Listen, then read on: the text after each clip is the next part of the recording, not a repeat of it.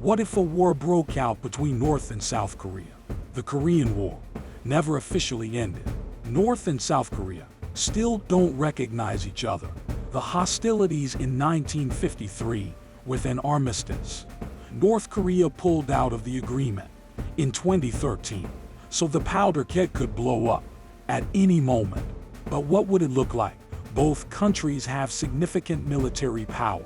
South Korea has one of the most powerful militaries in the world. Military service is compulsory for men between 18 and 35. It's even more severe in the north. North Korea drafts both men and women. It has at least 5 million troops. Pyongyang pursues an official policy of military first. No matter how dire things get, the army gets everything first: fuel, food, and any other supplies. Still, the North Korean army is malnourished and sickly. Their morale is questionable, but the fear of punishment may override any misgivings. In terms of firepower, both sides are armed to the teeth.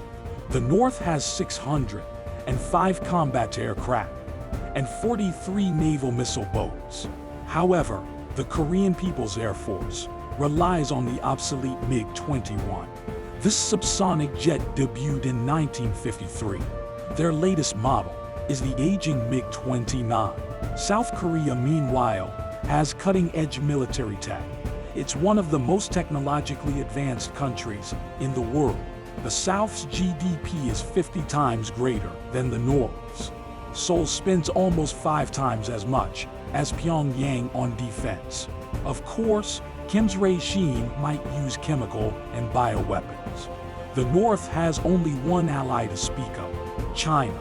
While it may look formidable, the alliance is not straightforward.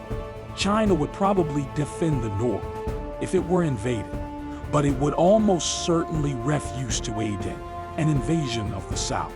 South Korea, of course, maintains a tight alliance with the United States. There are 30,000 American troops stationed in the country. An additional 3,800 are in Japan, and 5,700 on Guam. U.S. air and naval presence in the region is no less impressive. Now, let's say Kim still decided to attack. Using the element of surprise, he'd start with artillery and rocket fire. The North has a massive artillery force, around 10,000 pieces. Bulk of these forces are at the border. Seoul sits just 35 miles south of the border.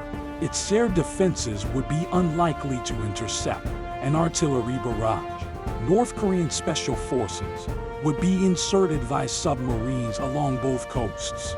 They could deliver chemical attacks in the south, but then the U.S. would establish air superiority.